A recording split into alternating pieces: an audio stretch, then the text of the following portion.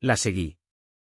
Lo hice una noche en la que sentía que mi respiración se quebraba en la oscuridad de mi propia habitación, como si cada pared fuera una prisión cargada de recuerdos y sospechas.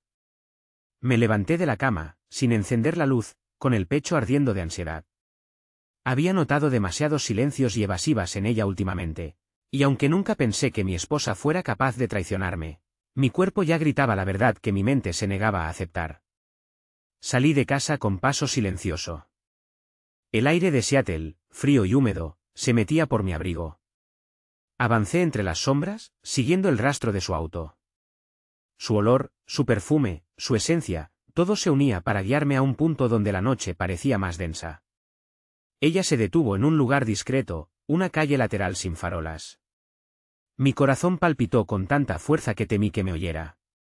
Me bajé del auto y caminé con cuidado, observando su figura que se internaba en un edificio de departamentos anodino, de esos que jamás llamarían la atención de nadie. La llave giró, la puerta se cerró tras ella y, desde mi posición, apenas podía ver su silueta en la ventana del segundo piso. Me acerqué. No sé en qué momento mi mano temblorosa tomó mi celular para intentar grabar algo, cualquier cosa. No lo tenía planeado, mi intención no era ser un detective, pero cuando los celos y el presentimiento de la traición se encienden en la mente de un hombre, este se vuelve un lobo con el olfato dispuesto a todo. Una tenue cortina separaba la habitación de la noche. La luz amarillenta de un foco iluminó, de pronto, dos figuras. Distinguí su cabello castaño, ese mismo brillo que me enamoró la primera vez que la vi, y junto a ella, un hombre alto, de hombros anchos, quien le acariciaba el rostro con una familiaridad que me revolvió el estómago. No quise ver más. Pero no pude apartar la mirada. Ella apoyó la cabeza en su pecho, y en ese gesto, supe que había perdido algo irreparable. Un calor me subió hasta la garganta, una rabia mezclada con pánico que me hizo morderme los labios para no gritar. No escuchaba palabras, solo veía sus manos deslizarse por la cintura de mi esposa, su boca rozando el cuello de ella. Tragué saliva y sentí que el corazón se me partía. Los vi besarse, lentos al principio, para luego encenderse en un frenesí de caricias que me resultaba insoportable de presenciar. Ella se dejó llevar por esas manos extrañas, por esos brazos que no eran míos. Hubo un momento en que me pareció que su respiración chocaba contra la ventana, como si estuviese tan fuera de control que hasta el cristal podía empañarse con su deseo. Cerré los ojos unos segundos, pero las imágenes se repetían en mi cabeza, más vívidas que la realidad. Tranquilo, pensé. Respira. Pero no podía encontrar aire. Mi pulso me taladraba las sienes y noté que empezaba a marearme. Quise darme la vuelta y huir, pero mis pies se anclaron al suelo. Estaba atrapado en esa escena que jamás quise ver. De pronto, escuché una risa ahogada, la de ella, esa que antes solo se escapaba en la intimidad de nuestro cuarto. No soporté más. Me alejé, con la piel erizada, el orgullo despedazado y una furia tan honda que me convertía en un extraño para mí mismo. Regresé a casa sin recordar el trayecto. Entré en mi habitación y me senté en el borde de la cama. Tenía la garganta seca. Intenté dormir, pero pasé horas con los ojos abiertos, recordando cada detalle, martillándome la cabeza con preguntas sin respuesta: ¿desde cuándo? ¿Por qué? ¿En qué fallé? Al amanecer, decidí seguir la rutina como un autómata. Fui a trabajar, me senté frente a mi computadora. Cada vez que alguien me saludaba, respondía con un gesto torpe y una sonrisa forzada. Sentía como si un hueco negro se hubiese abierto en mi pecho. Esa misma tarde, ella regresó a casa. Entró saludándome con un beso fugaz en la mejilla. Ni siquiera me atreví a mirarla.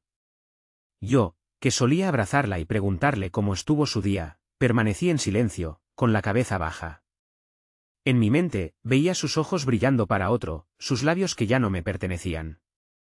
Ella notó algo raro en mi actitud, pero no dijo nada. Se limitó a colgar el abrigo y preparar un café. En un gesto automático, me preguntó si quería un poco. No respondí. Realmente no tenía energías ni para reprocharle. Había quedado congelado. Mi rabia esperaba un estallido más adelante. La noche se llenó de silencios incómodos. Ella revisaba el teléfono, a veces sonreía con cierto aire de complicidad, y yo contenía una furia que me quemaba por dentro. Recordé la escena de la ventana, su cuello, sus suspiros, su forma de echar la cabeza hacia atrás con ese hombre. Cerré los puños con fuerza. Noté que me sangraba la palma donde mis uñas se habían clavado. Pasaron unos días. Una mañana, en la que ella creyó que yo ya había salido, dejó sobre la mesa una carpeta de un curso que decía, Psicología en las relaciones. Me sorprendió que la estuviera tomando, tal vez pensaba en arreglar las cosas. Hasta que leí la pregunta en su formulario, ¿por qué engañas? Su respuesta, escrita con letra curva y un gancho final muy suyo, rezaba, para no explotar. Me volví a sentar, sentí que se me nublaba la vista. Para no explotar. Ella lo reconocía de manera tan descarada, tan calculada, tan fría.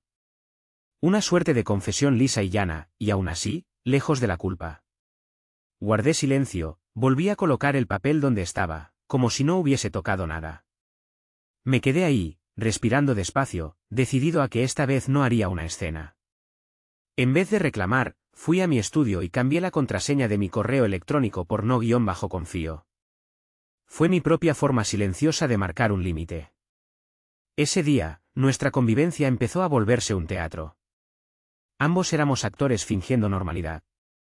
Ella, con su mirada algo culpable pero retadora, y yo, fingiendo ignorancia mientras mi cerebro se llenaba de planes y conjeturas. Una tarde, supe que todo estallaría.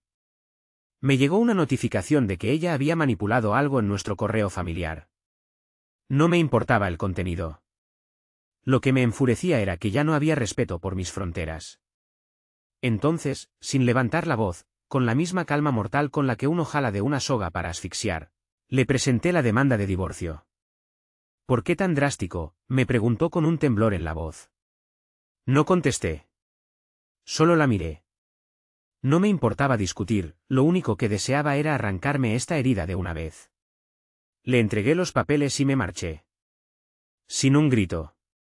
Sin una escena de telenovela.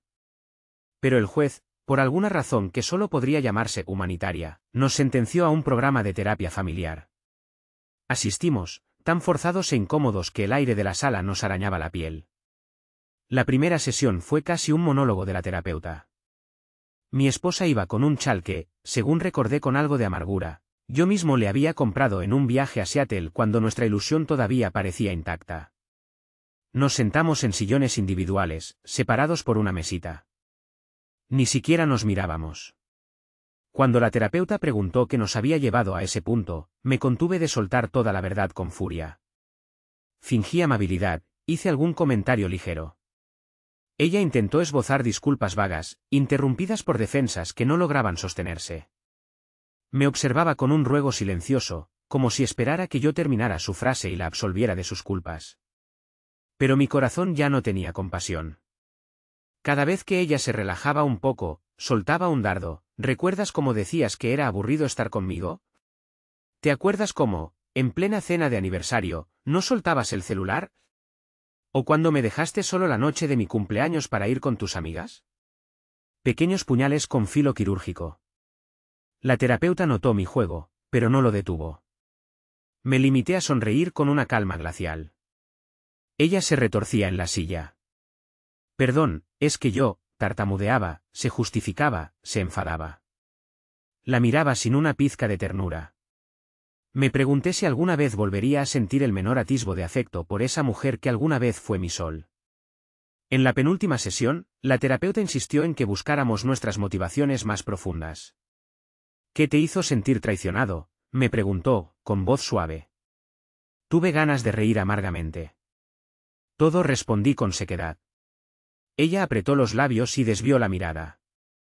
Un silencio gélido se asentó en la sala. En la última sesión, llegó el momento de la verdad.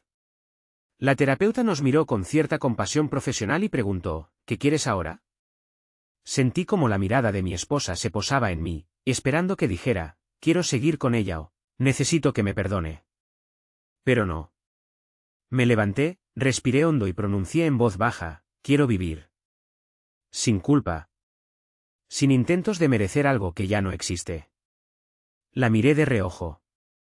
Ella se quedó inmóvil, comprendiendo que por primera vez hablaba de mí sin que su sombra opacara mi identidad. Ese fue el punto final. Volví a casa con la certeza de que no habría más negociaciones. Recogí algunas cosas mías, guardé documentos, sin una palabra, le di la espalda. Esperé el momento oportuno para cortar el cordón que quedaba. Sucedió una semana después. Ella organizó su cumpleaños en un salón que habíamos alquilado años atrás para ocasiones especiales. Globos, luces, música suave. Amigos de toda la vida, sonrisas, vino. Me presenté con mi mejor traje, sin haberla avisado de mi asistencia. Ella se mostró sorprendida y, a la vez, nerviosa. ¿Por qué viniste?, murmuró, fingiendo cortesía ante los invitados. Me encogí de hombros, bebí un sorbo de champán sin apartar la vista de ella. Se veía hermosa, con ese vestido que le realzaba la figura y una felicidad fingida que se le escapaba por la comisura de los labios. En algún momento de la noche, tomé el micrófono. Sonó una música de fondo. Vi en sus ojos el desconcierto, la inquietud. Y fue entonces cuando, con un simple movimiento, conecté el celular a la columna de sonido. La grabación que tenía preparada se escuchó en la sala con una nitidez aterradora. Ahora no estoy con mi marido, decía su voz, inconfundible, con un matiz ronco por la pasión, y de fondo, risas y un susurro que se adivinaba como su amante. Un escalofrío recorrió la sala. Alguien dejó caer una copa, el cristal se rompió con un estrépito que sonó como un disparo. Los invitados quedaron mudos. La miré directo a los ojos, y en esa fracción de segundo sentí que todo el amor que alguna vez le tuve se había convertido en polvo. Avancé hasta ella. Le quité el saco que llevaba y lo coloqué sobre el respaldo de una silla. Con la mano temblorosa, me quité el anillo de matrimonio. Lo deposité sobre la mesa, con una parsimonia que pareció infinita. Tú eras mi Dios, dije con voz contenida, casi con un temblor que apenas se percibía. Me arrodillé, pero no para rogar, sino para rendir el último homenaje a lo que alguna vez creí sagrado. El silencio era tan denso que hasta podía sentir el latir de mi corazón en mi propia cabeza. Al levantar la mirada, vi a Tom, su amante, rígido como un ciervo asustado ante un depredador. No era el hombre seguro que había observado por la ventana. Su debilidad me produjo un asco que me removió las entrañas. Bajé la vista, me incorporé y me di la vuelta. No dije nada más. Sabía que ese gesto final era más potente que cualquier discurso histérico. Aquella noche, nadie se atrevió a romper el silencio con palabras. Me abrí paso entre la gente. Uno de mis amigos me dio una palmada en el hombro, pero no supe qué intentó decirme. Salí a la calle. El aire fresco me golpeó la cara. Miré las luces de la ciudad, los edificios, los autos que pasaban. Sentí una liberación extraña, como si de pronto ya no tuviera nada que demostrarle al mundo ni a mí mismo. Había arrancado de mi alma el dolor que me consumía, dejándolo expuesto ante todos para que vieran quién había sido el traidor y quién el traicionado. Unos días después, seguí mi vida. Presenté los papeles en el juzgado, cerré las cuentas conjuntas. Le dejé una nota breve sobre la mesa: encuentra tu forma de vivir. Ya no estoy. Esa fue mi despedida. Sin insultos. Sin reclamos. Era la última herida limpia que le dejaba. Tomé mi maleta y salí, no sin antes deslizar, en el bolsillo de un abrigo suyo, un pequeño boleto de hotel donde había estado con él. Quería que lo encontraran, que supieran. Me parecía un acto frío, tal vez cruel, pero sentí que necesitaba mostrar que yo era capaz de escarbar en su conciencia y herirla donde más dolía: la reputación. Durante las semanas que siguieron, el teléfono no paró de sonar. Mensajes de amigos, de familiares, algunos consternados, otros intentando mediar. No respondía. Me limité a leerlos en silencio, a veces con una mueca que mezclaba cansancio y rabia contenida. Volví a cambiar mis contraseñas. Abrí una nueva cuenta de correo, esta vez con mi nombre completo, eliminando toda referencia a ella. Sentía que, en ese gesto tan simple, la estaba borrando de mi vida digital. Cada clic era como una oración fúnebre. Cada contraseña cambiada era un ladrillo en el muro que me separaba de su recuerdo. Me instalé en un pequeño apartamento con vista a un parque. Era un sitio modesto, lejos del bullicio, donde solo el canto de los pájaros me acompañaba al amanecer. Me pasaba horas sentado junto a la ventana, preguntándome cómo había llegado a ese punto. A veces me sorprendía mirándome en el reflejo del cristal, buscando respuestas en mis propios ojos. Recordaba las palabras que ella había escrito, para no explotar. Me carcomía la idea de que nuestro amor se redujera a una necesidad de evadir la rutina y la frustración. ¿No valía mi devoción? ¿No contaba mi entrega absoluta? En uno de esos días grises, me llegó la confirmación de la resolución de divorcio. Firmé electrónicamente, sin un temblor en la mano, como si esos documentos fueran la lápida final de un amor que ya llevaba tiempo muerto. Celebré ese momento con un trago de whisky barato, tosiendo por el ardor en la garganta y soltando una risa amarga que rebotó en las paredes desnudas de mi apartamento. Me acordé de la terapia a la que fuimos obligados. De la forma en que traté de mantener la compostura frente a la terapeuta. De mis punzantes comentarios dirigidos a mi esposa. Era una especie de venganza silenciosa, un goteo de veneno que llevaba tiempo acumulando. Y, sin embargo, ahora, lejos de ella, me sentía vacío. No era la clase de vacío que duele, sino uno que se siente raro, ajeno. Algo así como un silencio después de un estruendo enorme. Me pregunté si, con el paso de los meses, volvería a sentir ganas de sonreír, de compartir mi vida con alguien. La respuesta era una niebla espesa que mi mente rechazaba. En las noches, cuando el sueño se escapaba, recordaba su mano sobre mi mejilla en tiempos mejores, el olor de su cabello tras la ducha, nuestras conversaciones largas sobre el futuro. Se sentía como si recordara a un fantasma. Había muerto para mí, pero ese fantasma dejaba huellas incandescentes en mi memoria. Me dormía entonces con la certeza de que el tiempo no cura. Solo desgasta el dolor hasta convertirlo en un recuerdo lejano, como la bruma que se disipa al sol. Unos amigos insistieron en que fuera a terapia individual. Me rehusé varias veces, pero acabé cediendo. El terapeuta era un hombre de unos 60 años, parco de palabras. Me escuchaba con una mirada impenetrable, solo interrumpida por una ceja arqueada de vez en cuando. Le conté todo, desde la noche que la seguí hasta la fiesta donde expuse su infidelidad frente a todos. Él asentía, apuntando cosas en su libreta. ¿Te sientes mejor?, me preguntó, tras relatarle el episodio de la grabación. No es cuestión de estar mejor, sino de ser libre de esta carga, le dije. Él siguió apuntando. Al final, me recomendó seguir expresando mi rabia de forma controlada, pero no supe muy bien qué hacer con ese consejo. A veces, el solo hecho de poner en palabras mi sufrimiento me hacía sentir más débil. Una semana después, ella apareció de improviso en mi apartamento. Golpeó la puerta con insistencia. Abrí y la vi más delgada, con ojeras. Entró sin pedir permiso.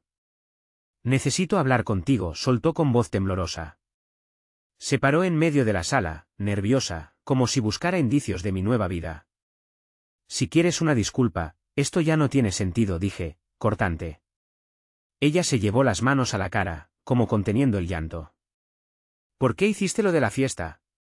Me humillaste delante de todos. La miré con frialdad. ¿Te humillé? Tú me humillaste primero al meter a otro en tu cama. Lo mío fue simple justicia. Sus ojos se nublaron. Lo siento, susurró. Aunque no me creas, no quise hacerte daño. Tuve ganas de reír. Para no explotar, ¿no? Ella cerró los ojos, tragó saliva. Se acercó 2 pasos. Nunca dejé de quererte. Solo, me ahogaba. Bajé la mirada y, por un instante, sentí un chispazo de ternura. Pero esa llama se extinguió de inmediato. ¿Ya terminaste?, pregunté. Ella se retorció las manos, en silencio. Sin más palabras, le abrí la puerta. Veré. Aquí no hay nada para ti. Tras el portazo, me sentí mareado. Un escalofrío me recorrió el cuerpo. Era como si la presencia de ella contaminara el aire de mi refugio. Había un olor a perfume que antes me encantaba y que ahora me producía náuseas. Abrí la ventana para ventilar. Me quedé mirando el parque, con la respiración agitada, sintiendo que por fin daba un portazo al pasado. No solo físicamente, sino dentro de mí. En mi trabajo, las cosas se estaban reacomodando. Mis compañeros notaban que estaba más ensimismado. Dejé de bromear, dejé de quedarme hasta tarde para socializar. Me iba a casa en cuanto terminaba mis pendientes. No tenía interés en nada más. Sin embargo, comencé a recibir más proyectos de responsabilidad. Parecía que mi jefe valoraba mi dedicación silenciosa. Así pasaron varios meses. Día tras día, la rutina se volvía una forma de anestesia. Me levantaba, me arreglaba, conducía a la oficina, cumplía con mis tareas, regresaba a mi apartamento. Comía algo ligero, dormía entrecortado. Y repetía. Poco a poco, la gente dejó de mencionarla. El rumor se apagó. Supongo que ella también estaría lamiéndose las heridas. El amante desapareció de mi radar. Probablemente siguieron su relación o acabaron en el mismo lodo del que salieron. Me daba igual. Mi respiración, sin embargo, empezó a mejorar. Ya no me sentía tan sofocado en las madrugadas. Era como si, sin notarlo, me hubiese ido adaptando a esa libertad dolorosa. Una noche, me descubrí tirando fotos a la basura. No fue un acto impulsivo, simplemente pensé, no necesito esto en mi vida. Y con cada fotografía que arrojaba al cesto, sentía como si arrancara un trozo de esa historia rota. Al final, quedé con un pequeño fajo que representaba nuestra boda, mi graduación y algunos viajes. Dudé en destruirlos. Los guardé en un cajón, más por pereza que por apego. Cerré ese cajón como si enterrara un secreto que ya no me importaba revelar. Meses después, llegó el día en que el divorcio fue oficial. Una firma, un sello, un documento que dictaminaba que ya no éramos marido y mujer. La noticia me llegó por correo electrónico y, al leerla, experimenté una extraña serenidad. Ese mismo día, salí a caminar por el centro de Seattle, mirando los rascacielos con ojos distintos, como si los viera por primera vez. Compré un café y me senté a contemplar el atardecer. La vida, con su ritmo, parecía tan indiferente a mi tragedia personal. Nadie se detenía a preguntar si mi corazón seguía roto. Todos seguían con su prisa cotidiana, sus sonrisas, sus discusiones. Fue en ese momento que comprendí que el mundo no se detiene por nuestra pena. Y me pareció bien. Me hizo sentir que, de alguna forma, podía comenzar a respirar sin culpar al universo. Con el tiempo, aprendí a convivir con mis recuerdos sin que me torturaran. Recordé las palabras de la terapeuta, habla de lo que sientes. Nunca lo hice demasiado, salvo en mi mente, pero poco a poco fui exhalando la rabia, transformándola en una resignación tranquila. A veces, en el parque, veía parejas paseando de la mano, compartiendo sonrisas y confidencias. En lugar de envidia, empecé a sentir un poco de esperanza, como si en el fondo supiera que algún día podría volver a confiar. No niego que hubo recaídas, noches en las que despertaba sobresaltado, sudando, convencido de que ella todavía estaba a mi lado, llamándome por mi nombre. En esos momentos me invadía una punzada de dolor que se parecía a la nostalgia. Pero el fuego de la ira ya no ardía con la misma intensidad. Eran brasas que se consumían despacio. Con la firma del divorcio, me deshice de la última obligación legal que me ataba a ella. Algunas veces, mis hermanas me preguntaban, ¿la has visto? Y yo negaba con la cabeza, indiferente. Mis padres intentaron acercarla a reuniones familiares, pero yo me negué rotundamente. No tiene caso remover heridas, les dije. Y así, de manera casi imperceptible, la historia de mi matrimonio se volvió una anécdota amarga que ya no dominaba mis días. Recuerdo con claridad el último vestigio de rabia que sentí hacia ella. Ocurrió cuando revisé una cuenta bancaria que habíamos abierto juntos. Noté que había sacado la mitad de los ahorros, dejándome la otra mitad sin avisar. Por lo menos fue justa, pensé con un sarcasmo hiriente. Cerré la cuenta sin lamentaciones. Era la última conexión económica que compartíamos. Inhalé y exhalé, sintiendo que, con ese acto, terminaba de arrancar un clavo oxidado de mi alma. Pasó aproximadamente un año desde que firmamos la demanda hasta que vi su nombre por última vez en un documento oficial. Me resultó extraño leerlo, como si estuviera delante del nombre de una desconocida. Me pregunté qué habría sido de Tom, el amante. Tal vez seguía con ella, tal vez la dejó cuando vio las consecuencias. Lo cierto es que mi desprecio hacia él se había enfriado. No valía la pena gastarme en odiar a alguien tan cobarde. Un día, decidí mudarme de Seattle. Un ofrecimiento de trabajo en otra ciudad me pareció la excusa perfecta para dejar atrás ese escenario de dolores. Hice mis maletas con una calma casi solemne. Sentía que estaba en el funeral de un amor que se había podrido, y por fin la tierra se lo tragaba por completo. El día anterior a mi viaje, di una última vuelta por la ciudad, despidiéndome de cada rincón que guardaba un recuerdo compartido con ella. Curiosamente, no sentí nostalgia. Más bien una libertad completa, como si me hubiera quitado un grillete que marcó mi tobillo por demasiado tiempo. Esa noche, subí al avión con la cabeza en alto y el corazón ligero. Dejé mi asiento reclinado, cerré los ojos, al sentir el rugido de los motores, me permití una pequeña sonrisa. No fue una sonrisa de alegría, sino de alivio. Comprendí que la promesa de para siempre se había roto, sí, pero yo seguía vivo, respirando, con todo un camino por delante. Y, por primera vez en mucho tiempo, esa idea me supo a esperanza.